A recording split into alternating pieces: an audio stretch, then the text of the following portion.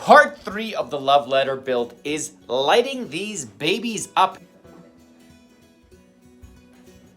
Now, you can actually kind of light them up all together. I chose to light them up individually just for easy transport. I've seen the ones that are kind of combined, and well, you have to kind of fit all the letters into a vehicle that way. So these ones are all individually wired. The only problem with that is that you need extension cords with multiple prongs, triple prongs, in order to kind of hook these up. But it's really no problem.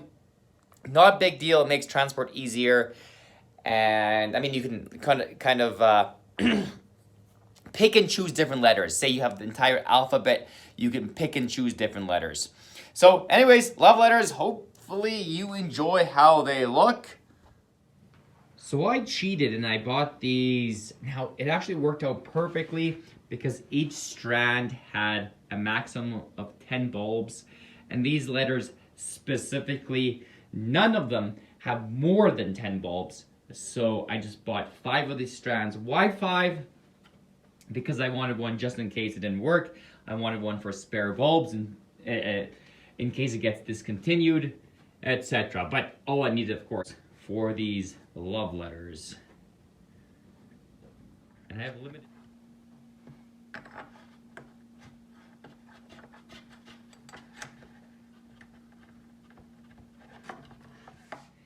So in the back, very easily, I just stapled the wire, try to keep it as straight as possible. Again, individually wired, so each one needs a cord.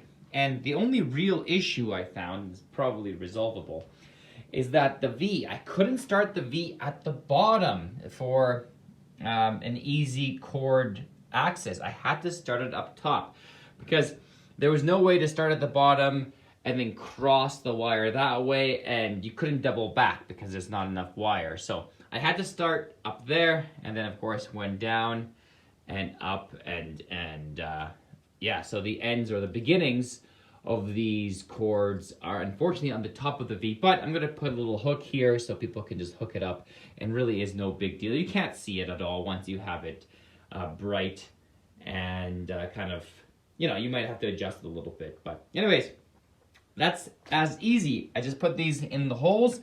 I didn't even actually glue them, but of course you can you can put some glue in there. I just put the staples up really close, and that seems to really hold that socket assembly in there without too much problems. You can see, that's just how it looks there.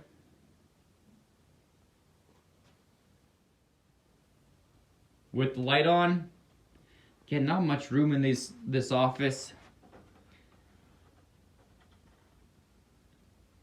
I chose a design that had no curves, so you can make it out of plastic or plywood without any weird happenings. Although I think if you made it out of metal or sheet metal, you can have curves. But I think this looks all right. And this is, in this case, this is 1/2" material. There you go, guys. The famous or infamous love letters. Let's see what comes out of them. I already rented these a couple times this summer, and I'm excited to push these for next summer. I think I'm renting these for $125. Now, if you're interested in making your own love letters, perhaps for your wedding or for your event business, then the plans are in the description. Check them out. And guys, thanks so much. Take it easy. We'll see you later.